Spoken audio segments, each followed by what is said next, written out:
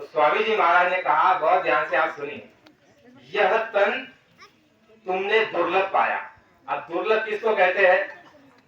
जिसकी कोई कीमत नहीं, जिसकी कोई बोली नहीं लगा सकता, जिसका कोई मोल नहीं चुका सकता, उसको कहते हैं दुर्लभ। जिसका बाबा जी ने यह कहा कि दुनिया का सारा खजाना तराजू के एक पल्ले पर रख दो, और जो तुम्हारा बच्चा, तुम्हारा पिता, तुम्हारी स्त्री, तुम्हारा भाई मरा पड़ा हुआ है, और उससे कहो कि दुनिया का सारा साम्राज्य तू ले ले और इसको जिंदा कर दे, तो वो जिंदा होने वाला नहीं है। ऐसी वस्तु को, ऐसे मनुष्य शरीर को दुर्लभ कहा जाता है, जिसकी कीमत नहीं। तुम संसार का चाहे जितना भी उसको राजपाट और सोना चांदी उसको तराजू के पड़े पर कहो और कहो कि ये जिंदा कर दीजिए, या हमें बच्चा नहीं हो रहा है तो बच्चा दिला दीजिए, वो काम नहीं हो सकता। यह तन तुमने दुर्लभ पाया। अब ये हमको तो समझ में आ गया कि यह तन दुर्लभ है। शास्त्रों में और थोड़ा गहराई में हम जाते हैं, दुर्लभ कैसे है।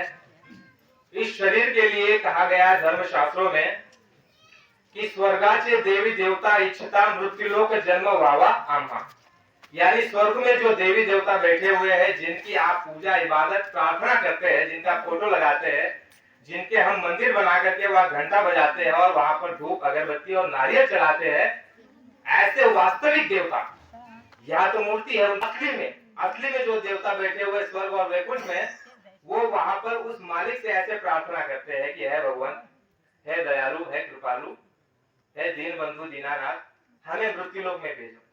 हमें कहा भेजो? मृत्युलोक में भेजो, मनुष्य शरीर में भेजो। ऐसे महात्माओं ने कहा कि देवता वहां रात दिन प्रार्थना कर रहे हैं, किससे? उस भगवान, उस शरीर दीजिए, हमें जो है मृत्युलोक में भेजिए। और दूसरी तरफ ये कहा है कि यह तन तुमने दुर्लभ पाया, कोटि जन्म जब भटका खाया। देवताओं को भी यह तन सीधा नहीं मिल जाने वाला। महात्माओं ने कहा, बहुत अच्छे से आप समझिए, देवता कौन बनता है?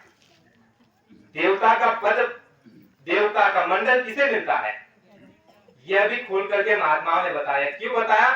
क्योंकि उनका तीसरा नेत्र, दिव्य नेत्र खुला हुआ है, हमारा आपका खुला हुआ नहीं है। इसलिए कहा गया है कि कोई कहे कागज लिखी और सदगुरु कहे आंखों देखी।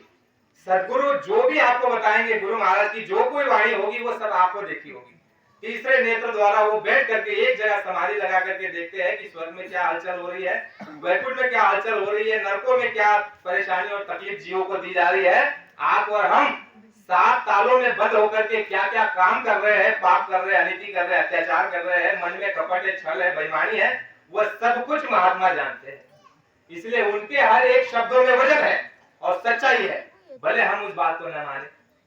बहुत से प्रेमी है जो आज कहते हैं कि हम इस बात को नहीं मानते, लेकिन बाबा जी कहते हैं कि बच्चा आज मत मानो, लेकिन कम से कम सुन तो लो, सुन लो।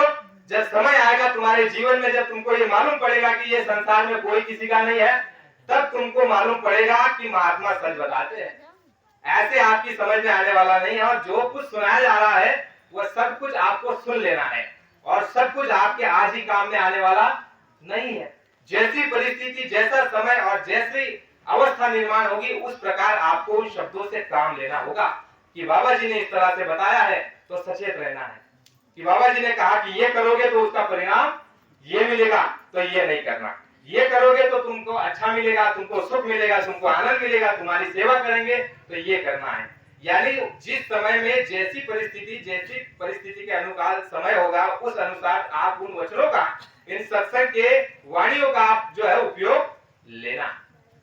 तो महात्माओं ने कहा कि ये तन तुमने दुर्लभ पाया।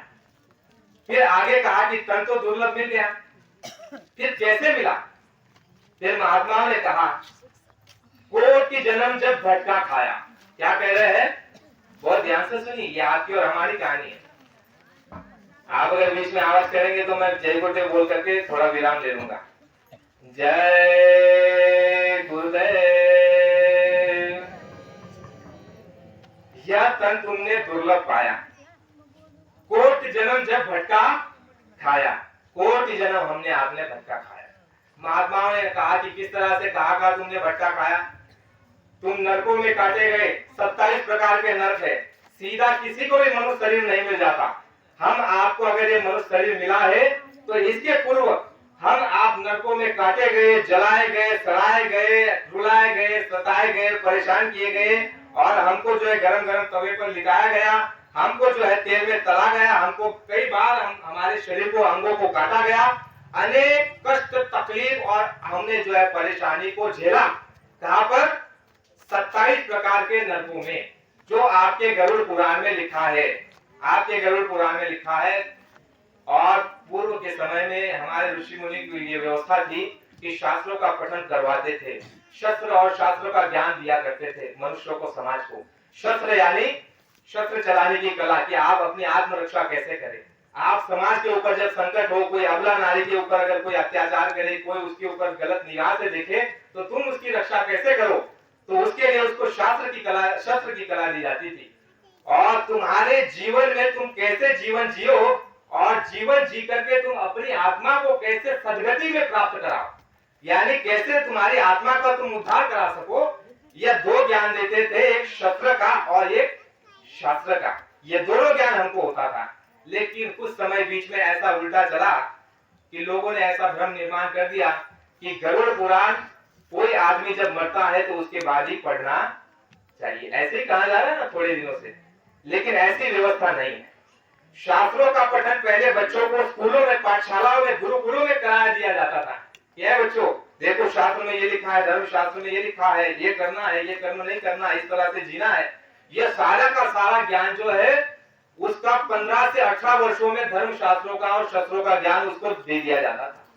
लेकिन कुछ ऐसे बीच में उल्टी हवा चली, बाहरी जो है विरोधी शक्तियों ने भारत को जो है पीछे ले जाने का प्रयास किया। उसके लिए ऐसा कोई उल्टे रास्ते और उल्टा उपदेश और उल्टी दिशा दिखा दी कि धर्म शास्त्र, अभी आपकी बात मैं बताता हूँ, आपने बहुत सी बातें सुनी होगी जो जो आपको बताई जा रही है। लोग कहते हैं कि आज के समय में गरुड़ पुराण कोई आदमी घर में मरता है उसके बाद ही पढ़ना चाहिए। अगर कोई नहीं मरा है और आप पढ़ोगे गरुड़ पुराण तो तुम्हारा नुकसान हो जाएगा। साहब, आपने सुना है ऐसा भ्रम फैलाया गया। लेकिन महापुरुषों ने कहा कि गरुड़ पुराण तुम हर दिन पढ़ो, तुम प्रतिदिन पढ़ो। उसमें देखो गरुड़ पुराण में क्या लिखा गया है कि जो मनुष्य ने जीते जी अगर कोई कर्म किया है तो उसको कौन सा फल मिलेगा। जैसे तुम्हारा शरीर मकान, मनुष्य मंदिर, ये जिस्मानी मस्जिद, इसमें से जीवात्मा को जब बाहर निकाला जाएगा तो कर्मों के अनुसार उसको सजा दी जाएगी। वो गरुड़ पुराण में लिखा हुआ है। तो गरुड़ पुराण की एक बीच की बात मैं निकाल करके आपको बताता हूँ। उसमें एक बात बताई गई है। आप और हम तो देखिए क्या करते हैं, कोई मनुष्य अगर मरा तो हम घर में फोटो लगा देते हैं और लिख देते हैं कि हमारे पिताजी का स्वर्गवास, पिताजी का वैकुंठवास, पिताजी का जो है परलोक सिधार गए। लेकिन हम इन बातों को समझते नहीं कि हमारे पिताजी या हमारे भाई या हमारे बहन, हमारे चाचा, हमारे भतीजे ने क्या क्या कर्म किया है, तो उसको कहां कैसे योनि मिलेगी। और आप कहते हो कि वो याद नहीं है, वो समय पता नहीं किसने देखा क्या होता है।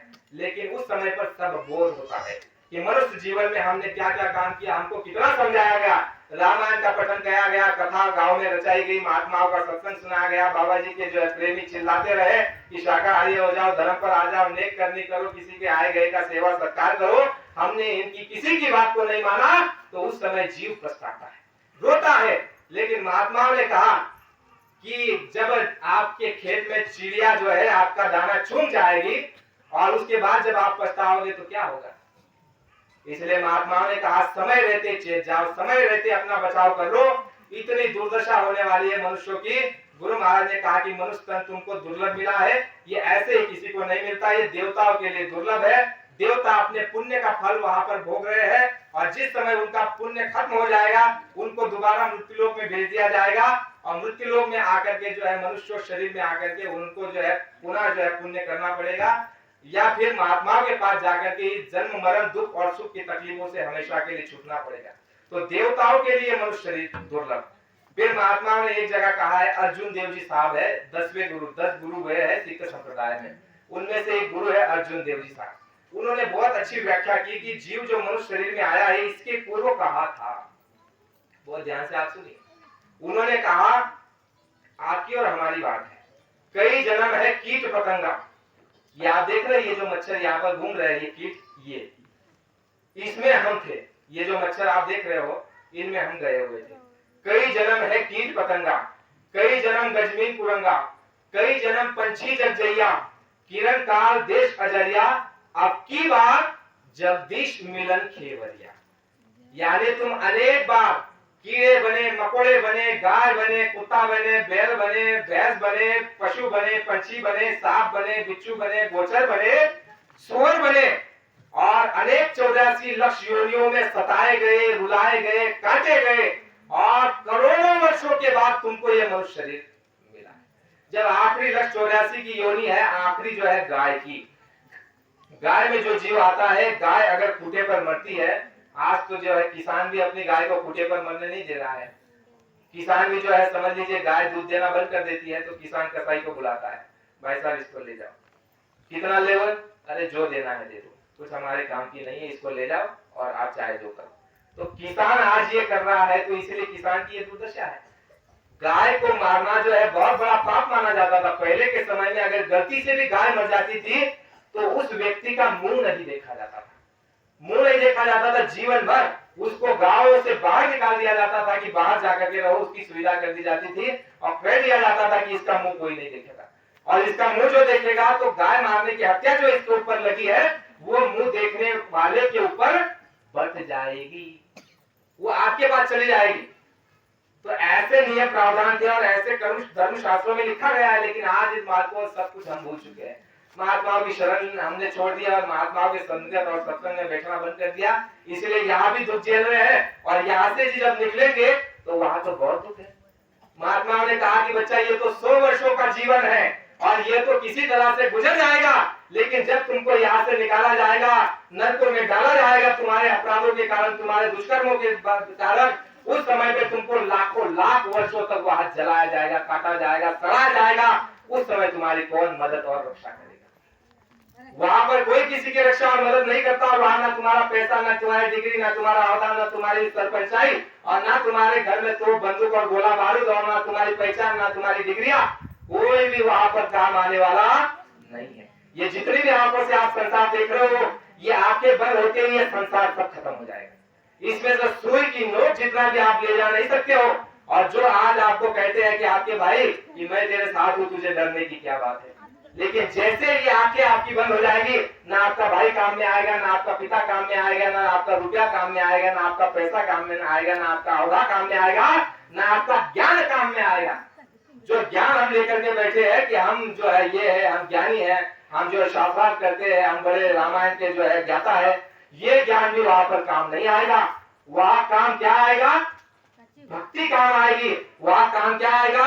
नाम की कमाई, जो आपने साधना की है, जो आपने पुण्य किया है, जो आपने सेवा की है, वो सब आपका वहां पर काम आएगा।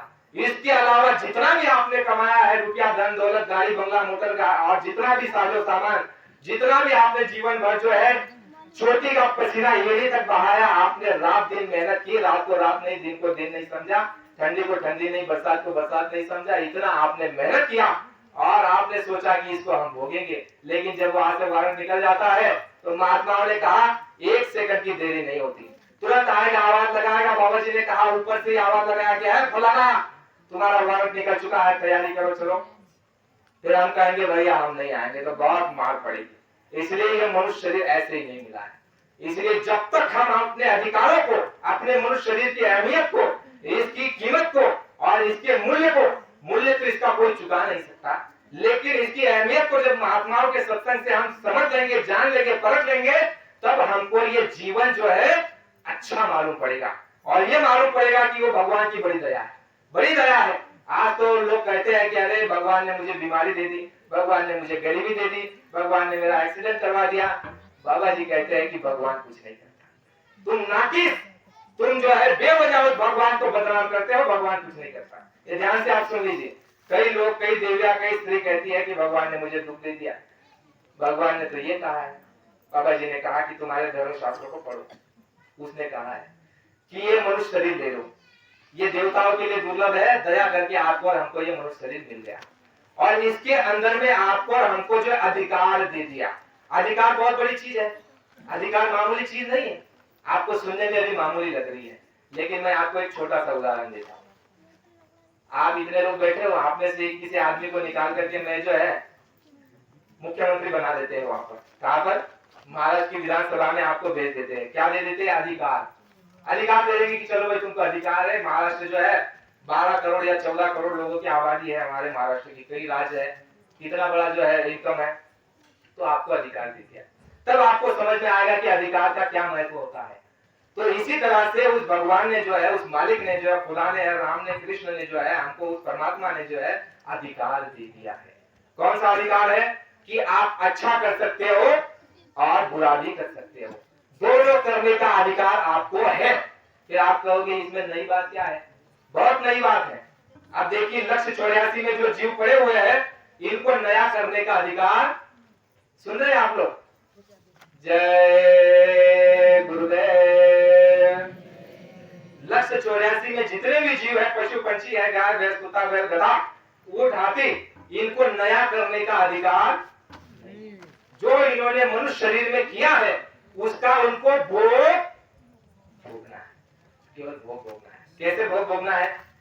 आपके दरवाजे पे पेड़ में ऐसे आपने बैल को बांधा, अब बैल को बांधा है तो आप उसको चारा दो तो चारा खाएगा, आप उसको पानी पिलाओ तो पिएगा, आप जाकर के देखो इसको बुखार या फोड़ा हो गया है तो आप उसका इलाज करोगे। आपने अगर उसको चारा नहीं खिलाया, आपने अगर उसको पानी नहीं पिलाएगा तो अपने आप जो है डोरी निकाल करके पानी पीने जाएगा, चारा खाने जाएगा, दवा खाने में जाएगा। तो उसका मतलब हुआ कि भोग है, केवल भोग है, नया कुछ नहीं कर सकते, नया नहीं कर सकते। फिर देवताओं के तरफ चलिए आप। देवताओं के लिए बाबा जी ने, महात्माओं ने कहा है कि देवता जो है, जैसे आप, जैसे नरक में, जैसे 84 में पाप कर्म का भोग भोग रहे हैं। बच्चे आप बहुत ध्यान से सुन रहे हो, आप जवाब देते चलो। 84 में जैसे बुरे कर्मों का भोग भोग रहे हैं, ठीक है, इसी तरह से अच्छे कर्मों का भोग देवता भोग रहे हैं। अच्छे कर्मों का, बहुत अच्छे, लेकिन बुरे नहीं। किसी को पानी पिला दिया, किसी को रोटी खिला दिया, आए गए का सेवा सत्कार कर दिया, अपने सभी कर्तव्यों का निर्वाह किया, किसी को बुला नहीं, किसी को भला नहीं, किसी को मारा नहीं, किसी को काटा नहीं, किसी की सेवा कर सकी तो की, लेकिन किसी को कष्ट नहीं दिया। आपने जीवन भर में पुण्य कमाया, तो उस पुण्य की जो आपने कमाई की, उसकी खुशी में उसने आपको स्वर्ग दे दिया। जाओ, कर्म करने का अधिकार हम आपको सभी को है। कर्म करने के लिए हम सब, हर कोई स्वतंत्र है, स्वतंत्र है। कोई आपका हाथ पकड़ने वाला नहीं है, कोई देवता नहीं, राम नहीं, कृष्ण नहीं, ब्रह्मा नहीं, विष्णु नहीं, महादेव नहीं, महात्मा भी आपका हाथ पकड़ने वाले नहीं है। महात्माओं का काम क्या है? देखो भैया, ये 3 रास्ते हैं। कौन से रास्ते? महात्माओं ने कहा, धर्मशास्त्रों ने कहा, जो तुमने कर्म किए हैं उसके बाद जब यहाँ से निकाले जाओगे तो 3 रास्तों में उसके अनुसार तुमको डाला जाएगा। अगर पाप है तो नरक 84 में, उससे निकाल करके 84 में, और अगर पुण्य है तो स्वर्ग और वैकुंठ में। और स्वर्ग और वैकुंठ में कितने वर्षों के लिए? बाबा जी ने कहा लाखों वर्षों के लिए। और स्वर्ग की आप, वहां की आप घटना सुनिए, इतना सुख, बाबा जी ने कहा कि स्वर्ग में इतना सुख है, आप जो यहाँ पर अन्न खाते हो, ये अन्न वहां पर नहीं है, वो चेतन सृष्टि है। वहां पर लाइट नहीं लगाया जाता है, वहां पर साफ सफाई नहीं की जाती, वहां नालियों को साफ नहीं किया जाता, शुद्धता, बहुत शुद्धता है। और वहां पर बच्चे भी, स्त्री भी है, पुरुष भी है, और सब आनंद से रहते हैं। कोई काम नहीं, धंधा नहीं, खेती नहीं, रोना नहीं और बीमारी नहीं, बहुत सुख। और इतना सुगंध, बाबा जी ने कहा कि उस स्वर्ग का सुगंध की अगर एक बूंद या मृत्युलोक में डाल दिए जाए तो पूरा जो है मृत्युलोक महक जाएगा सुगंध से। तुमको सेंट और अत्तर लगाने की आवश्यकता नहीं पड़ेगी। ये कब होगा? जो पुण्य करेगा उसके लिए। और फिर तीसरा मार्ग महात्मा ने बताया कि तीसरा मार्ग है, वह मार्ग ये है कि ना नरकों में जाना, ना स्वर्ग में जाना, सीधा अपने परम पिता परमात्मा के द्वार चले जाना, जहां से न जन्मना है, न मरना है, न पीड़ा है, न दुख है, न तकलीफ है, न लड़ाई है, न झगड़ा है। अगर आप स्वर्ग में भी डाल दिए जाओगे, महात्मा ने कहा पुण्य के फल स्वरूप अगर स्वर्ग में भी आपको जगह दे दी जाए तो लाखों वर्षों बाद जब आपको मृत्युलोक में भेजा जाएगा कि भैया तुम्हारा जो है पुण्य समाप्त हो गया, तुम्हारा पुण्य समाप्त हो गया, अभी चले जाओ यहाँ से। और वहां से जब धक्का लगाया जाएगा स्वर्ग से तो नीचे भेजा जाएगा मृत्युलोक में। और जब मृत्युलोक में आपको और हमको भेजा जाएगा मनुष्य शरीर में, तो आप देखिए बड़े घरानों में, सेठ साहूकार, राजा महाराजाओं के घर में उसको जन्म दिया जाएगा। और आप देखिए, हो गया? जय गुरुदेव। ये आखिरी बात जो है पूरी करके विराम दे देंगे। तो बाबा नीचे भेज दिया जाएगा तो पुनः जो है मृत्युलोक में मनुष्य शरीर आपको दिया जाएगा और बड़े घराने में आपको जन्म मिलेगा। और जब बड़े घराने में आप जन्म लोगे तो आपके कर्म अगर बिगड़ जाएंगे, अगर आपके दोबारा कर्म बिगड़ जाएंगे तो आपका रास्ता नरक और 84 का दोबारा खुल जाएगा। इसलिए जन्म मरण की पीड़ा से महात्मा हमेशा के लिए छुड़ाने के लिए धरती पर आते हैं। उनका एक लक्ष्य होता है, आपको स्वर्ग भेजने का भी उनका कार्य नहीं है। बाबा जी ने कहा कि आपको स्वर्ग में भेज दूं, लेकिन स्वर्ग में जाने के बाद दोबारा तुम्हारा नरकों का द्वार खुल जाएगा और अनेक बार और कष्ट और पीड़ा झेला तुमको झेलनी पड़ेगी। इसलिए महात्माओं ने कहा आप और हम क्या है, जैसे मान लीजिए कि हमको जो है क्या है एलर्जी। अब एलर्जी है तो हम क्या करते हैं, एक टेबलेट 1 रुपए की ले लेते हैं, चलो भाई आराम पड़ गया। लेकिन एलर्जी जाती नहीं है, वो 2 दिन बाद दोबारा आ जाती है, दोबारा उस गोली को लेना पड़ता है। तो यही चीज हम मांगते हैं महात्माओं से। क्या मांगते हैं, बच्चा दे दीजिए, जमीन दे दीजिए, या कोई कोई जो ऊंचे विचार का रहता है स्वर्ग दे दीजिए। लेकिन महात्मा कहते हैं कि छोटी मोटी चीज मत मांगो, हमेशा के लिए झंझट को मिटाने के लिए वो जो है इस रोग को मिटाना चाहते हैं। तुम्हारा और हमारा जो भव रोग हमको आपको लगा हुआ है उस रोग को मिटाना चाहते हैं और वो अपने सच्चे उस मालिक के घर और उसके वतन ले जाना चाहते हैं, जिसके लिए अभी अभी अर्जुन देव जी की बात आपने वाणी सुनी कि अब की बार जगदीश मिलन खेवरिया, यानी इस बार आपको जो है जगदीश को मिलना है, उस मालिक को मिलना है और उसको मिलने के बाद आपको और हमारा दुख और संकट और परेशानी सदैव के लिए समाप्त हो जाएगी। तो बाबा जी ने कहा कि बच्चा मेरा काम एक है, हम आए उस देश से जहां तुम्हारो धाम और तुम सबको घर पहुंचाना एक हमारो काम। आप सबको जो है हमको आपको अपने परमपिता परमात्मा के घर जीते जी पहुंचाना चाहते हैं बाबा जी। इसके लिए उन्होंने ये पाठशाला लगाई है और ये स्कूल कॉलेज खोली है जिसमें हमको समझाया जाता है कि क्या करो क्या ना करो। तो इसलिए धर्म प्रेमियों, जो कम समय में जो सारी चीजें बताई गई उन सभी वचनों को आप याद रखेंगे और उसके अनुसार अपने जीवन को आप जिएंगे तो आपको निश्चित ही लाभ होगा, बहुत ज्यादा आपको लाभ होगा। किंतु आप उसको जब अमल में लाएंगे, यानी जो आपको यह दवा दी गई है इस दवा को जब आप पियोगे और उसका परहेज रखोगे, उस समय पर आपको जो है ऊपर बीमारी के ऊपर वो दवा काम करेगी। तो इसलिए जो आपके सामने रखा गया 2 शब्दों को तो वो आप प्रसाद समझ करके घर ले जाएंगे और बोल चुके आप सभी से माफी चाहते हैं। तो मैं बड़े प्रेम प्यार से मालिक के नाम का हम आप सभी उच्चारण करेंगे। जय गुरुदेव, प्रेम से बोलिए जय गुरुदेव। नाम किसका, प्रभु का पावन और प्यारा नाम। जय